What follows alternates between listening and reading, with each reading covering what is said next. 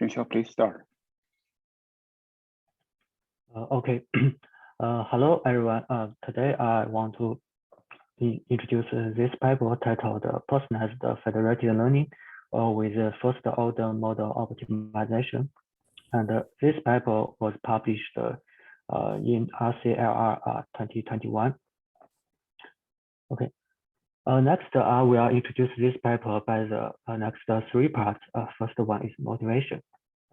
So, in the traditional federated learning, the federated learning they trained for a single model over all the decentralized data. But in the non-ID setting, something will be changed. If we learn a single global model, maybe some clients might not perform very well. And especially we can think if the local users are hospitals, maybe a global model are performed very well all the data, but they may have a poor performance on one single model. So how to save the problem? We can use a personalized federated learning instead of one global model for federated learning. So for all the clients, we have total clients. If we learn for each client, tau R is a personalized objective. So if we learn for the client I, we learn there are one personalized model for each client. That means we can use a personalized federated learning instead of one global federated learning. So how to achieve personalized federated learning? In this paper, they introduced the algorithm named FedFormal algorithm. In their FedFormal algorithm, in the update stage, the client update parameters individually. It's the same as the traditional federated learning. But in the download state, they allow the client to download the copies independently of each other. That means for the client I, then they can download the parameters from other clients. It's a little difference. So after each client received the parameters from other clients, they evaluate how well their received model perform on their targeted task, and then they use the performance to weight each model's parameter in a personalized update. More specifically, in the Fed average, the server does aggregation. That means the server aggregates the client model n from 1 to capital N. Then the server aggregates all the models.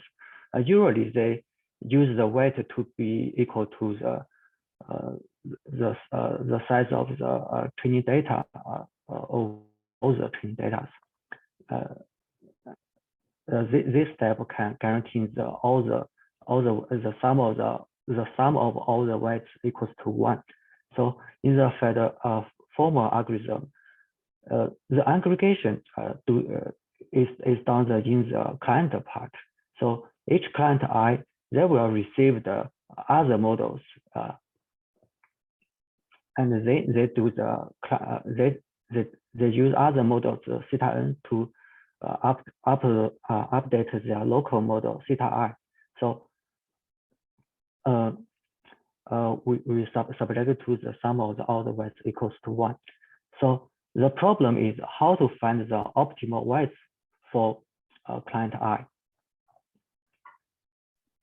Zhenxiao, I have a quick question. So it's like everybody now is a federal server now, right?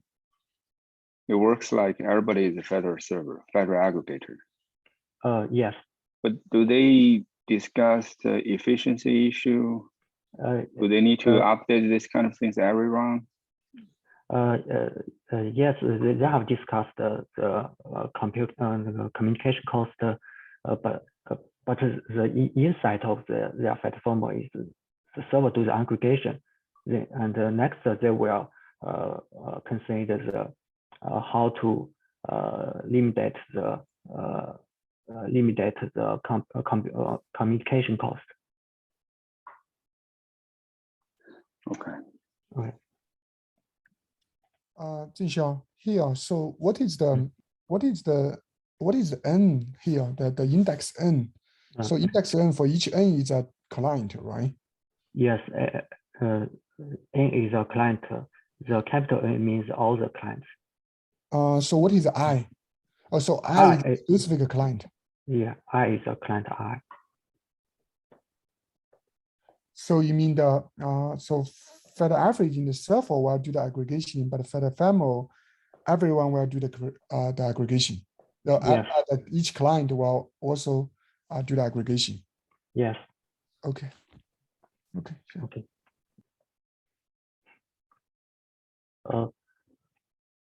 So the question is how the user for the formal algorithm, how each client to calculate the weight.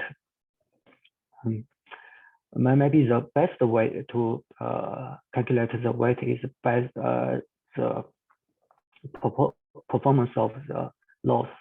If the theta n, the loss of the theta n less than the loss of theta I, that means the theta n may help to update the theta I. So we let the weight Wn bigger than 0. If the loss of the theta n more than theta I, that means the theta I may not perform very well for the client I. So we let the weight Wn equals to 0, and then we normalized all the weights by this formula. That means we use this formula, we can achieve the sum of all the weights Wn equals to 1. Yeah.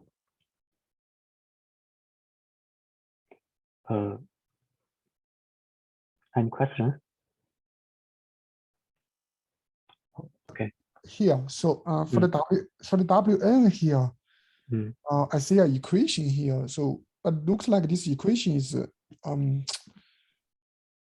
so you mean that so this one, what's the difference between this Wn and this Wn? This Wn means when the W first if we use this Wn to calculate the weight can be the weight may be less than 0, right? If the less of the theta n more than theta I, less of theta I. But if we want to use the theta I to update the theta I,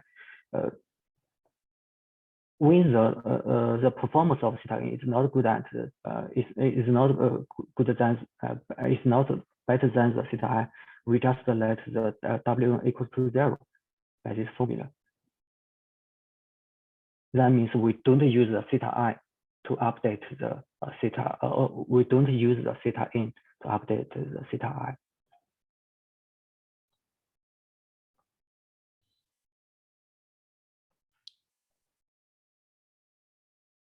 So what's exactly, so for example, what is Wn here? I mean, what is Wn here? The value of Wn here.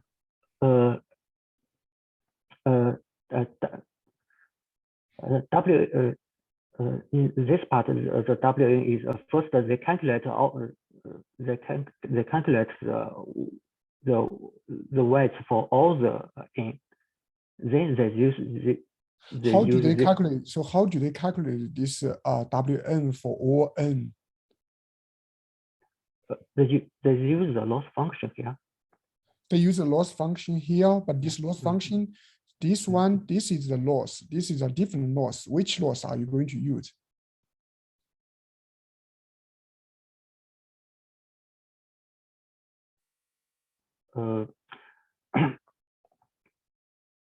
Okay.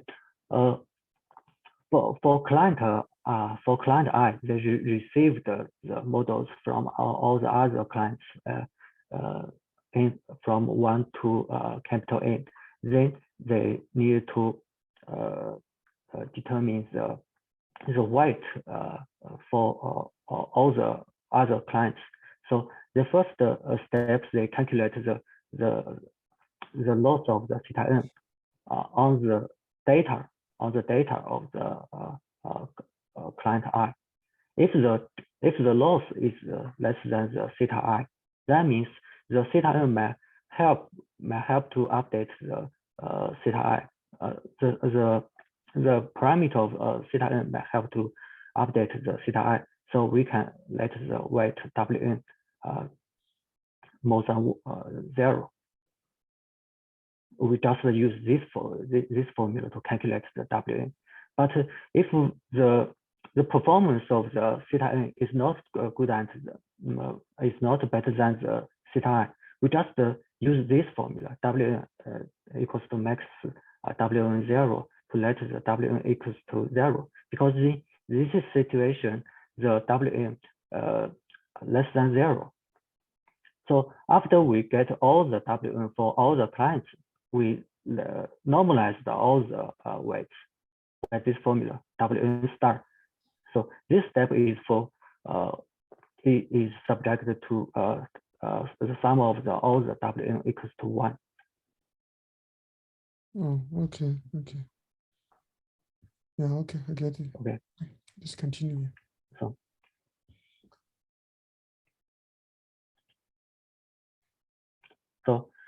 But we still have some problems because in the last slides we can see for each client I, they received all the parameters from other clients. So when we consider about the bandwidth and the communication cost, there still be some problems. So how to achieve a good personalization and figure out which model benefit from which clients. So our goal is to send some helpful models as possible to given limited bandwidth. So we can, in the beginning of each round, because in the last slide we can see the server didn't do anything. So in the beginning of the each round, the server can first compute the similarity matrix, and they choose top M values to client I. So, but when the useful clients are very small, that means the N is very less than the K. So we can use the epsilon gradient sampling strategy instead of the top M. That means we have epsilon chance to send a random model instead to the client I. So what do you mean by similarity matrix? Similarity matrix, that means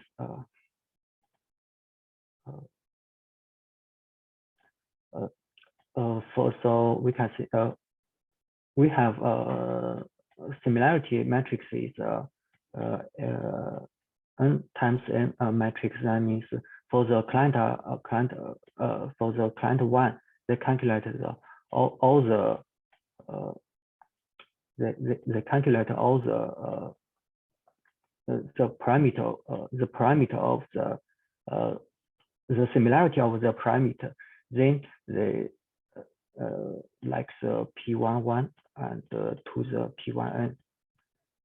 So what do you mean by similarity of the mode of, what do you mean by, for each element, for example, Pij? Yeah. What does that mean?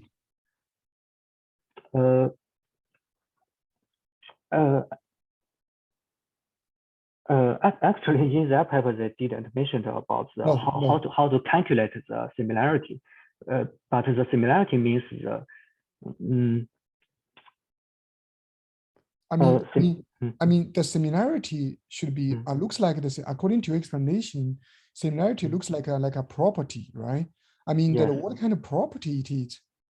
I'm not saying that how do you calculate that? I'm just trying to figure out, for example, what's the physical meaning of this similarity metric?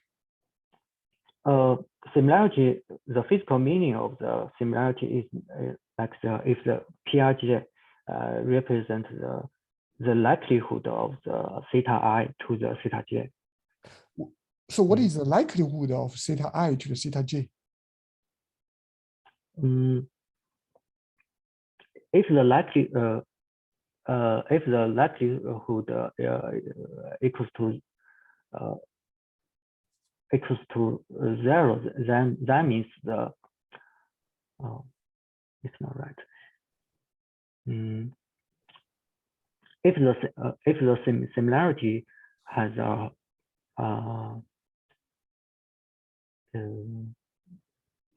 similarity. If the similarity is a big value, that means the theta I and theta j might then maybe they are doing the same task or they are local. Well, theta I and theta j, they're more like a factors, just some numbers, right? Yes, they use the vector theta I and theta j to calculate the similarity of theta I and theta j. So how do you measure the similarity of theta I and theta j? That's what I'm asking. Given these two factors.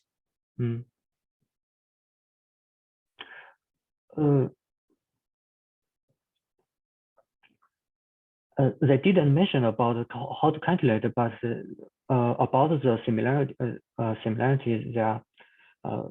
there has some method. For example, we can use a cosine similarity. That means we can calculate the theta I and theta j, the inner product. And so these theta I, theta j, they just use a dot product or cosine. Okay. Yes. So it's basically like whether those two are similar or not, or are the same direction. I think they talk about this direction here. Yes. Whether those two factors, they are the two directions, they are in the same. They are. Yes, they around the same direction or opposite direction or circular direction. Okay. Yes, the similarity includes the direction and the magnitude. But they have used this one, right? You mean that so that the equation that they have writing here? No, they didn't mention about how to calculate. It's just an example. Okay. Just Zhenxiao, are those all the things they have done? I mean, if they only done this, it's nothing different from, say, you do N top K user selection fed learning. It's just like each user, you do top K user selection, right? So I try to identify where is their contribution. It doesn't matter what let's leave a similarity matrix alone, right? Say we find a metric to evaluate that, and we select the top K users, right? Yes. Let's leave the sample alone as well. It's nothing different from top K user selection. You can base on different metric, right? So it's like every client they'll do top K user selection. That's it.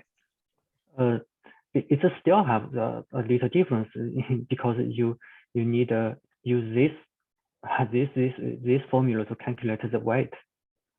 Well, this their only contribution over there? Yes, I think so. But did they prove anything or? Is there any kind of theoretical insight? Oh. I mean, it's too obvious. Actually, it's my fault. I just omitted some of the mathematical induction here. So, how do we get this formula W here? We can see. No. I'm not saying how can you get the WN over there. I mean, do they provide anything we don't know? Say for top K user selection, we can prove, say, federal convergence, some other things. It's already done. They just like extend the federal top K user selection in federal learning to end user. That's it. Are those things their contributions? That's the question I'm asking. Yes, I think so. Well, I really doubt that. If you only do that, I don't think you can publish in ICLR. Yeah, I don't think so, Zhenxiao. I think maybe you missed some important points there. You know, maybe the basic idea is simple, but they must have some technical contributions. This is ICLR. Yeah, this is not ICC global com, okay?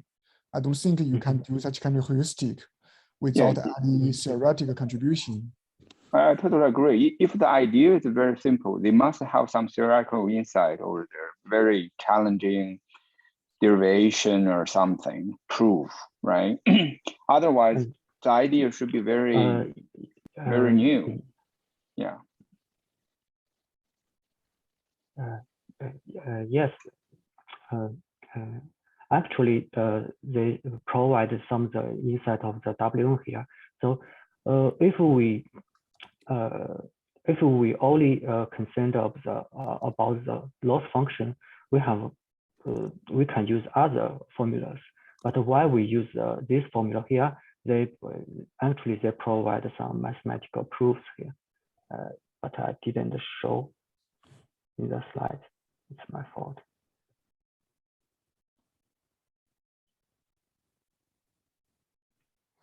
But even they have some proof, but I didn't say any exciting new idea here.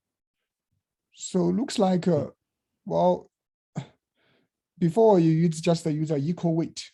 Now you just use a different weight. And then you can achieve a better personalization.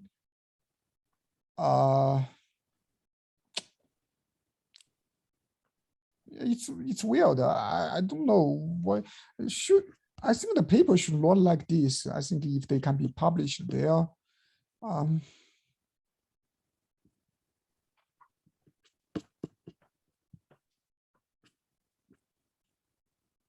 Yeah, maybe we can say after you introduce other things, and then we will be able to see what happened there. Yeah, that's fine. So after this, we can summarize the Fed formal algorithm here. So for each server, they use the method of top M of the epsilon greedy sampling strategy to send the parameters of other clients to each client, and then each client uses this formula to calculate the weight. Okay, that's all the Fed formal algorithm. So next. So can you go back to the? So what do you mean by problem 2 here? The number. What do you mean by the number of clients are very small? That means if we have, for example, we have 10 clients do the federated learning, but they have a target K. If you cannot reach that K, they sample more users. Yeah, that's it. The capital K means all the clients N means the sampled clients. If the sampled client is very small, that means maybe the similarity will not make very difference. So you can employ so the problem too should so the problem too should be the number of clients sampled per round are it's very small. Yes. And then if the number of sampled clients is very small, you are going to use this efficient greedy sampling strategy. Yeah.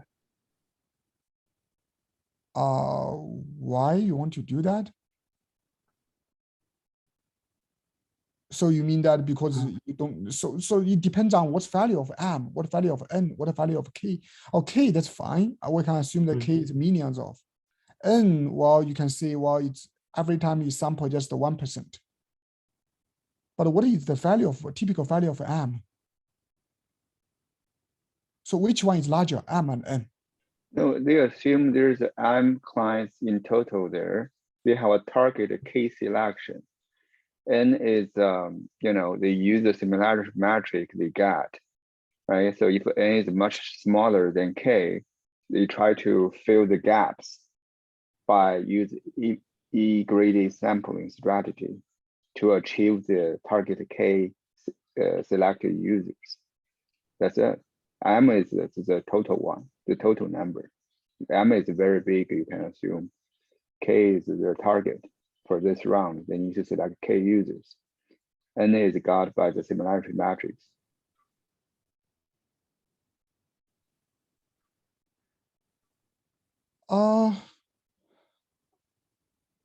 Looks like I don't think so. Looks like so what is K? Zhenxiao, what is K?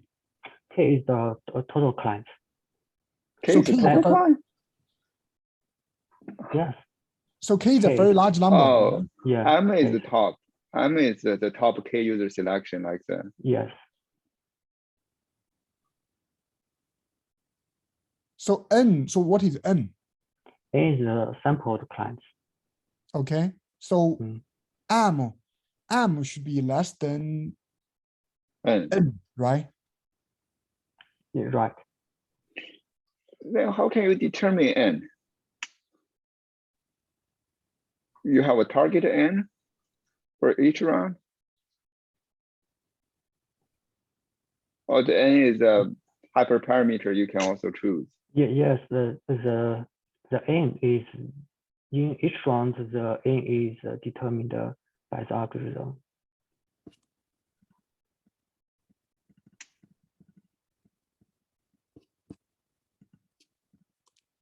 So what's the trick there?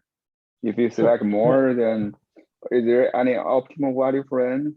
Then I'm kind of interested in Dr. Guo's question. That means in each round, if the N is very small, you cannot find the top M values for each client.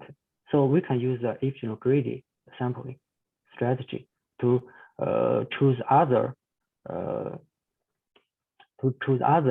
parameters from other clients. Oh. But even you use epsilon gradient sampling strategy, you have a target. Do you have a target number of selected users, or you don't have a target number?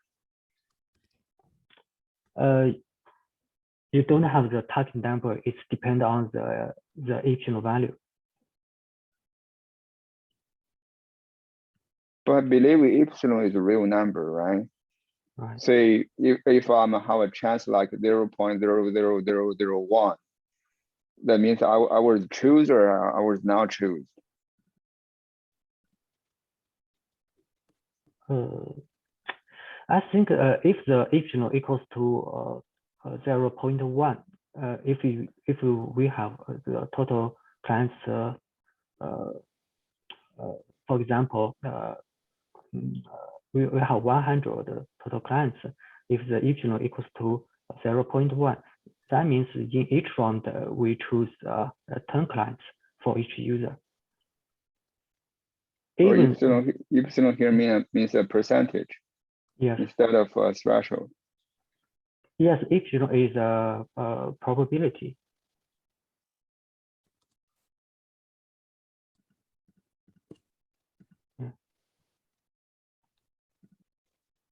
So so basically means that, well, if you, so what do you mean by random model to client I? And we here, okay, let's ask this question, okay. First thing, N and M, which one is larger?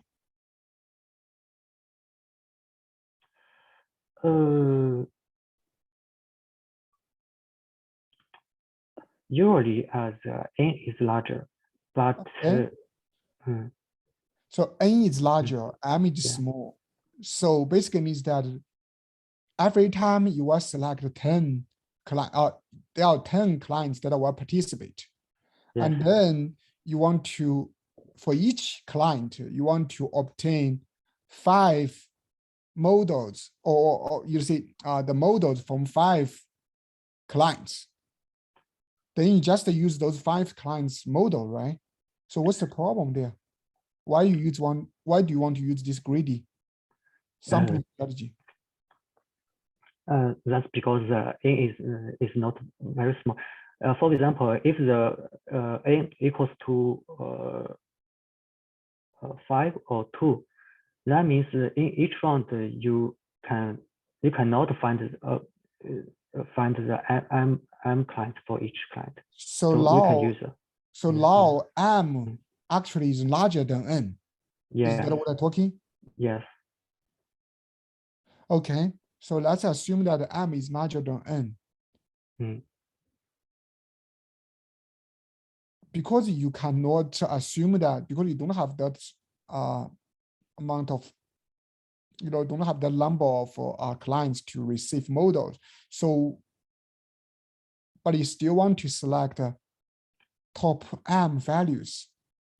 Then you just want to say, you can choose the random models from other clients. Now, because you only have epsilon chance to send a random client, random model. Yes. But for the remaining 1 minus epsilon chance, what kind of model are you going to send?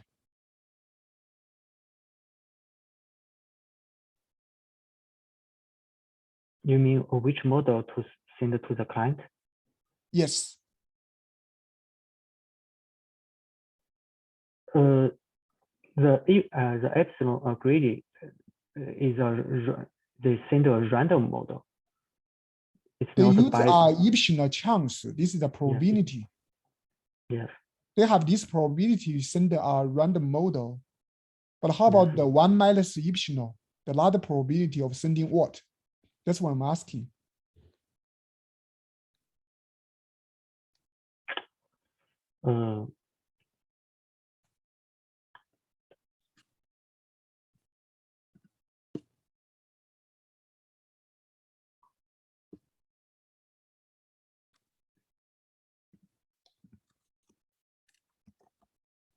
So do they mean here they assume M is much smaller than K2?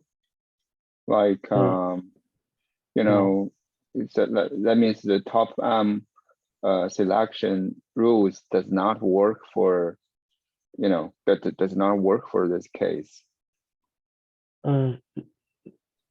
Actually, in that paper, they didn't talk about the M and the relationship about M and N. No, I think those kind of things. I think they have talked about that. Okay, this is a published paper. This is not an archive draft. They have talked about that. Okay, and you cannot use that one to as an excuse, saying that, well, they didn't think about that, so I cannot answer your question. I don't think that's a good attitude. Yeah, I feel confused too, because I think if they use M here, it's much clearer. But if why they generate another notation N, there must be some relationship between N, M, and K, right? M and K.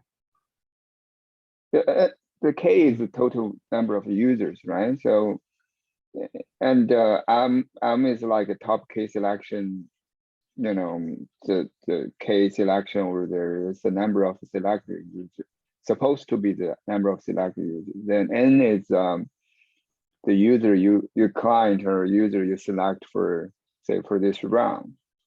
So I can answer the question. Yeah. For N, the sampling client for each round. M is the similar client's model you are going to send to the clients. So because they calculate the similarity, they can select the most similar M models to each of the clients. So they will send, for the downside, they will send to the clients, to those clients. So the epsilon greedy, just for the exploration, instead of you always send the top M, you will have the chance to select other random clients to this client I. So the N will be much smaller than the total number of clients, but the M here is another hyperparameter. No. What's the relationship between M and N? M is because for their design, they are going to send multiple models to each of the clients to do the application. So this M is this number. You are going to send M models to each of the selected users. So there is no specific relationship between M and N. M is related to the communication cost, not the users. So M should be M should be a portion of K, right? Yes. K. You're going to subset. You're going to not send all the client's model to the selected user. You're going to send some of them to them. So you can select the top M models to the selected client I, or you can use the epsilon greedy to have the chance to select a random one to them. Okay. So basically what they are doing, because if you always choose top M values to select the model, maybe there are some bias. Yes, so yes. That's why they say, okay, I have some probability that I'm going to use top M, but I also have some probability that I'm going to send a random. Yes. I think maybe this is not a random model, right? This is just like the model of a random client. Yes, it's from the random client, not the top M one, but the other one. Yes. That makes sense. Yeah, it's not a random model. It's from a model from a random client. So you still you are not restricted just to top M labels, basically. Or I say sometimes I'm still going to explore the models from other clients. Yes. But what is N here? I'm still confused for the N. N is the sample the users. So each round you only have partial participants. The N is for the partial participants. It's not user selection in this paper. There's no user selection in this paper. Basically, they do the clustering things based on this W. So they are going to send all the same clustered model to each of the sample clients. Okay, A is a sample client. A is a sample client. It means not each client they will participate in each round, right? Not every client they're going to participate in each round. Yes. So in each round they pick up N users, N clients to participate, right? Yeah. So only these N clients they do the personalized self-learning updates. That's what you mean? Mm-hmm. Oh, okay. Well, Zhenxiao, is it right, or you have some other explanation? I think it's right. Maybe I need to check the code and then I can determine. That's no code, Zhenxiao. This is no code. You didn't need to use the code. The paper description is more than enough to answer those simple questions. There's no, we didn't go to the code, okay? Those are just the logic behind the algorithm. Oh, but other than that, okay, I think Ray's explanation perfectly fine. I think that makes sense, very clear. But one thing that I'm kind of curious about is that, for example, for this similarity matrix, how are you going to calculate it? Are you going to calculate this similarity matrix in each round? In each round, you need to calculate a new one, or what are you going to do here? I mean, the similarity matrix looks like it's more like a dynamic one. It's not like a static one. Yeah. Yes, in each round, the solver first calculates the similarity. But each round, according to your explanation, each round you are only select a subset of clients, right? Yes. So for many clients, you don't know their similarity matrix, right? The value in the similarity matrix. What are you going to do in that case? But you still can use the parameter in the last round. So in each round, does every client do the local training, or only selected user do local training? I mean, from okay, if there's no updates, you don't need to do anything. Okay, you can use the last round. That's what you say, right, Zhenxiao? If you don't participate in this round, you can use the last round. Yes, you can use the last round value. So yeah, so basically you have a matrix. Every round you are update a few subset of entries there, because only a subset of clients are sampled. And then go to next round, you are do the same. You keep updating this similarity matrix. Yes. Oh, okay. So for the I'm still a little bit confused. For the end users sampled, they do random sampling for each round, right? Or they based on certain kind of metric, they do the sample.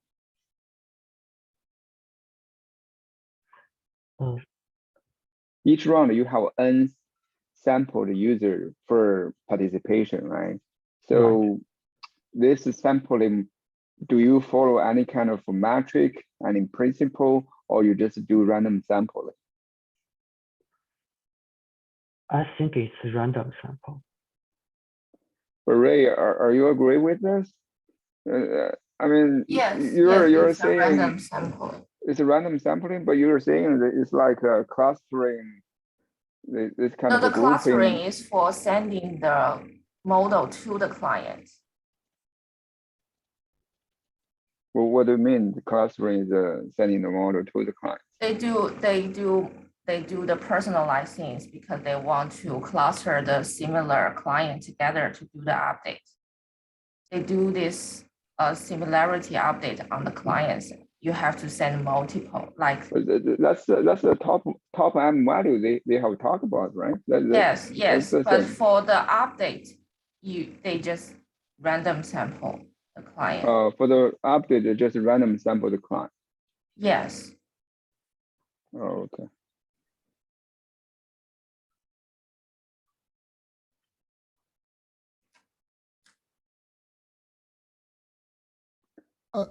So another thing is that how do they? So can the server calculate this similarity matrix without using the server will calculate. So how? For each round, the server will calculate that. Yes. Each one. So you don't does the server need to use any data to calculate similarity? No, they use the W. They use the gradient. No, not the gradient. The weight. They design the weight. Oh, the W Zhenxiao mentioned in previous slide. Yes. Okay. Yeah. So then there must be some insight for the W design there, the WN design there, right? So if you use them for similarity matrix build up or something, right? Yes.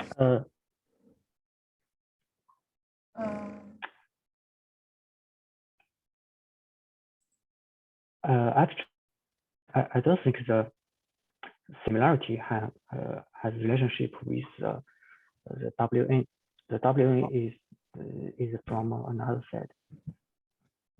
Yeah, I think that so I think that Zhenxiao mentioned the similarity is calculated based on theta. Theta is the model parameters. But WN, they propose a WN trying to determine when you average other clients' model parameters, what kind of weights are you going to use? Yes. No, I think they mentioned. So for the n, so the number n in each iteration will be the same or different? Will be the same. I think in their experiment, in each round the n is the same. So if this is the same and the k is the same, then so each time, so you either use this epsilon gradient or select the top m. So is this the case?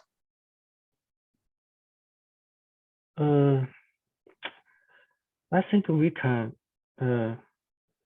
see the situations. If for the same parameter, we can do different sampling strategies.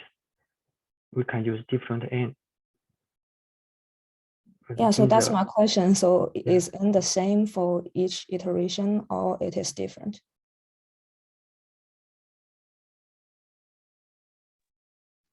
I think it's the same for different iterations. Okay. Oh, but by the way, I'm sorry. I invited Dr. Zhang from Michigan Tech University to join our group meeting. You know, I didn't notify, you know, Dr. Guo and Dr. Gong and Dr. Lorenzo beforehand. I hope you guys are okay with that. Dr. Zhang and her students, you know. Oh, welcome. Yeah, thank you. Welcome. Yeah. Lan, if you want to put your student into rotation, I think Ray, could you send the schedule table to Dr. Zhang?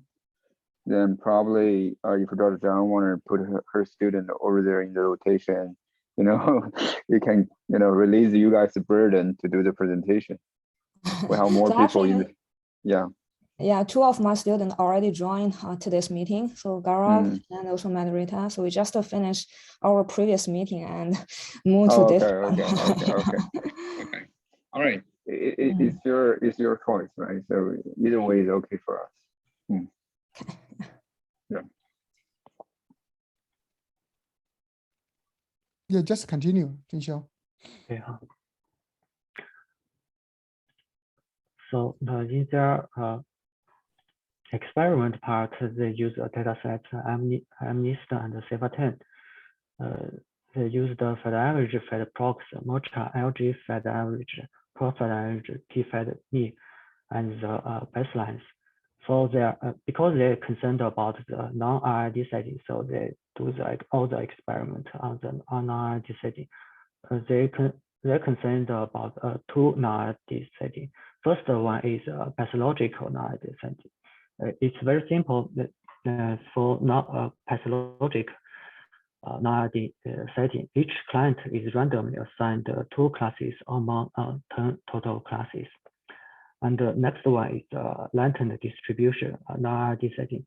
It's a little complex, but the insight of this non-RID setting is first they use feature similarity to partition the data set, and then they sample from the different local client distribution. Okay.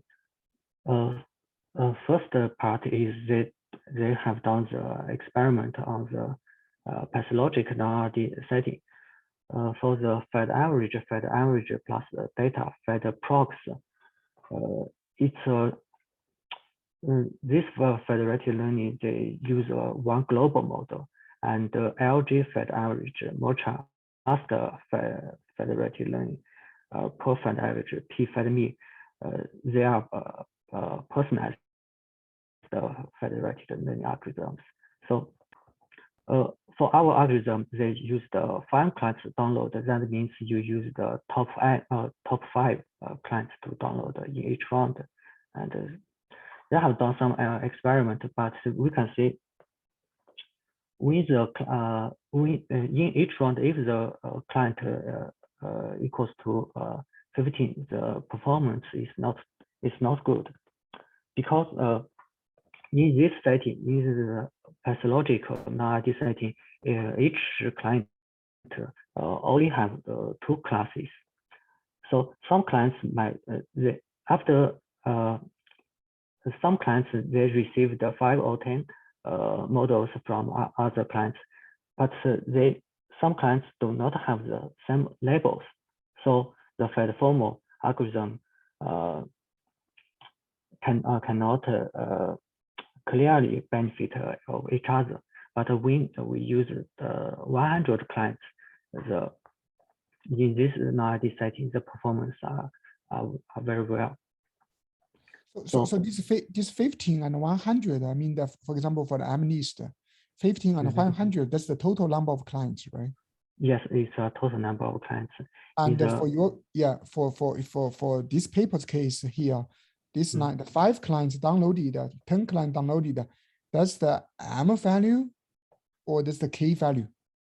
It's a M value. So what is the K value? K is 15 and 100. N value is for the 15 clients. They use the N equals to N equals to the K. In each round. So the K K is the total number of clients, right? Yes. So you have 15 and 100, right? So what is the N here? N for the 15 clients, N equals to the K. It's all the clients do the federated learning in each round. But for the 100 clients, I remember they mentioned about it's in each round they use 10 clients. Okay. So but if that's the case, looks like so M can be 5 or 10. So M actually is less than N. Less than N, yeah. So it's not like so the problem. Yes. No. M is not correlated with N, so it doesn't matter. Yeah. Okay. Yeah. But yeah, I'm curious about their explanation for this one. What do they mean by larger population? They perform good and better than others, but for smaller population, they cannot beat the rest of them. I mean, they cannot beat all of them. That's all because in the pathological non-ID setting, each client only have 2 classes. So in each round, if the client received a 5 clients model, but the 5 clients model don't have the same class. So if you use this model to update your model, it's not, maybe the performance is not very well. So when the client is small, the performance is not well. You mean the 5 clients probably they belong to different class? Yes, they have different class. They maybe have the different kind class. Oh, if it's 100 client case, then the 10 clients you downloaded, they belong to the same class or belong to the same group. That's their explanation? Yes.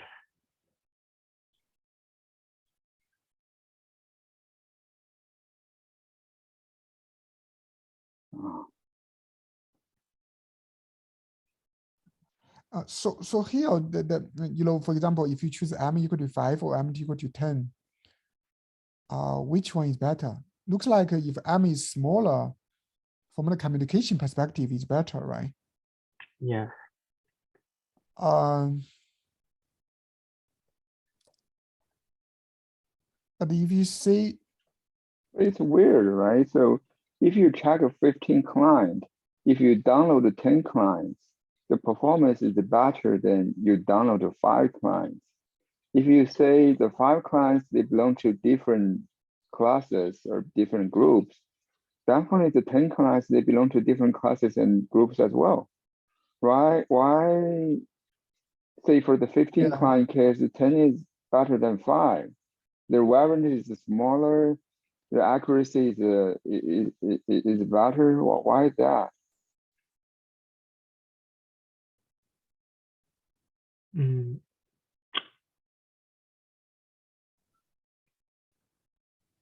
yeah, it looks like, if you compare those two cases, sometimes this one is better, sometimes this one is the top line or the bottom line is better. There's no assume that if you have 10 clients, you sacrifice your communication cost, or you should have better you should have better accuracy. Performance, right? Yeah. But if you say this one it looks like not the same. Sometimes it's better, sometimes it's worse.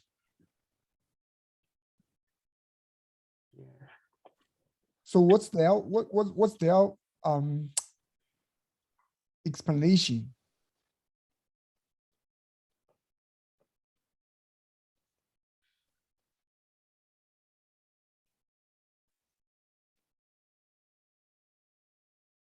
And how do I choose M? That's what I think if the M is a hyperparameter that is very important, then how do you choose M?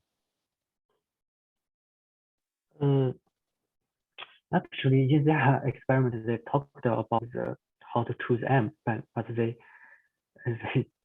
didn't find the relationship. So they have mentioned about how to choose M. So how do you choose? So that's what I'm asking. If you want to use this algorithm, what M should you choose in your own experiment?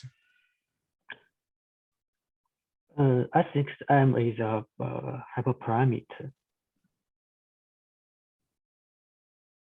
Well, hyperparameter, from a communication perspective, smaller the better.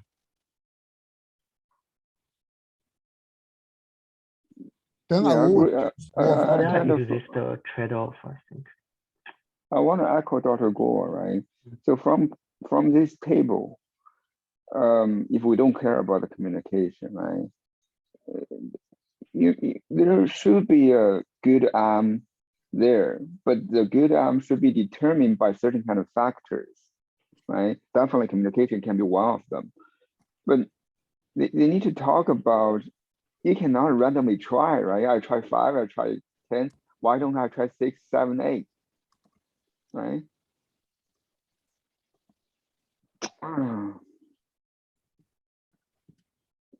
If we only consider communication, I can choose 1 client, right? Why I choose 5 clients? If 1 client have the similar performance, why bother 5 clients? Just 1.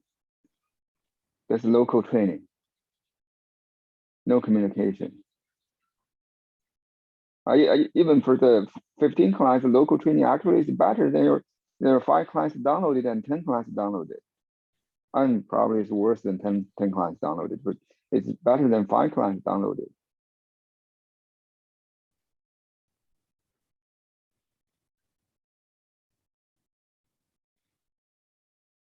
Yeah, I think that the results actually is not very convincing here.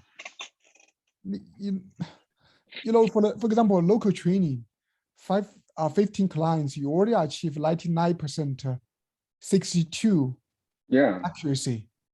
And then you say, oh, I'm going to sacrifice communication cost. Then I'm going to achieve 0.01 accuracy improvement on average. What's the point? And even for that, okay, even for that, their method is still not the best, because the best one is LG for the FAG.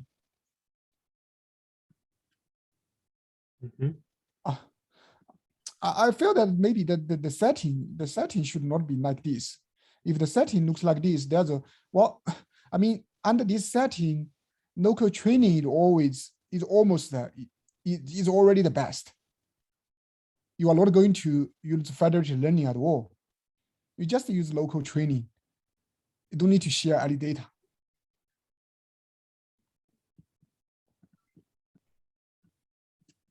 Oh, they're trying to say under this setting, federated learning doesn't help much.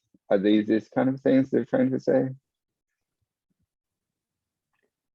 So only we have a larger population. Yeah. Go ahead. Go ahead. I think in this part they want to show the performer their algorithm is outperform than other algorithms. So they didn't talk about the M value here.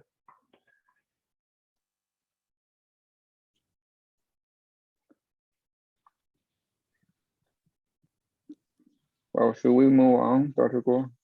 Yeah, we move on. I think, you know, Zhenxiao, I think well, there's only two possibilities. One is that, well, the paper is really, as you said, well, a lot of things they have not explained. But the second possibility is that maybe you have missed a few important points from their paper. That's, well, it's hard to say. We need to read the paper to know what's going wrong. But I mean, for your job, you know, when you do the presentation, it's better for you to, you know, no matter whether they have problem or not, it's better for you to understand, you know, their paper, even, you know, they have some problem, that's fine. But at least you should be well aware of that when you do the presentation. Okay. Yeah, we can just go ahead. In particular, right? For this, I mean, if theoretically we don't understand that, so we cannot 100% catch those, you know, within a short period of time. I think that's fine for us. But for this kind of a table, the number I list there, it's not only for you, Zhengxiao, I mean, for all the students. When you read the paper, have you guys ever questioned that?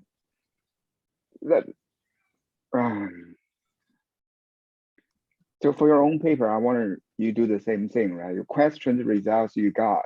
You want to keep the consistency for different figures and tables and results.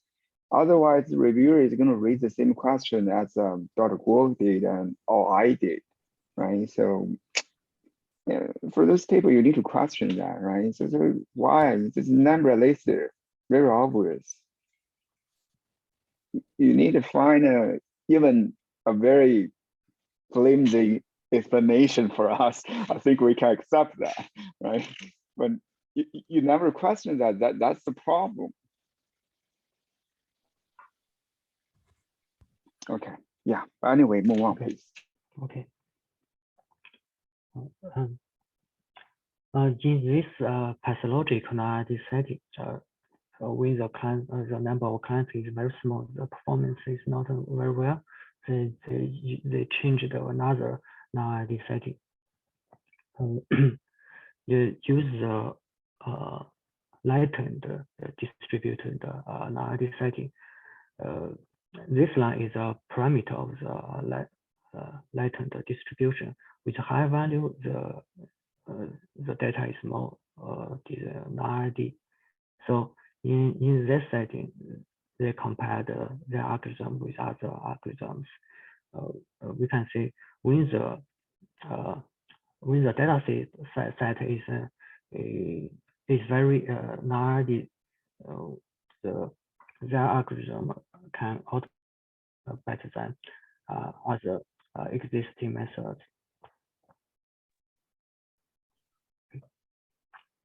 And next, what is the 2, 1.05, 3, 1.41? What's this number mean? Oh, the distribution. Yeah. Oh, yeah. distribution parameter. Okay. Yeah.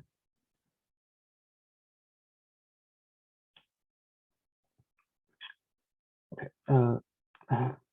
Next, they also do the experiment to talk about the client-to-client weight. In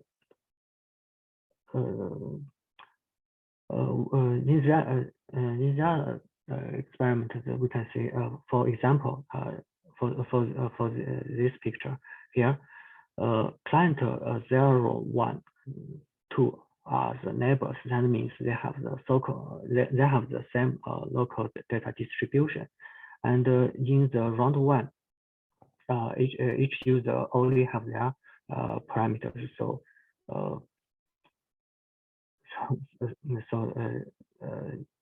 they didn't accept other parameters. So this picture should be that.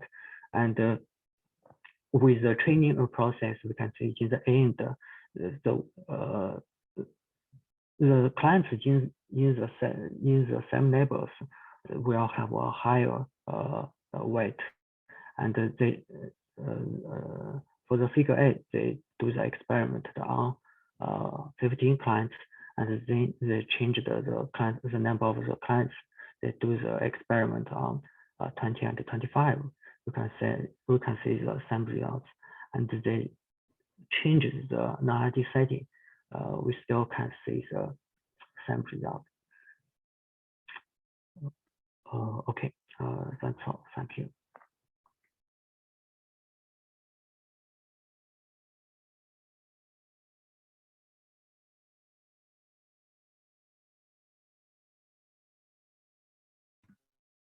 Hey, Zhenxiao, I have a question. So let's say, why do you choose this paper?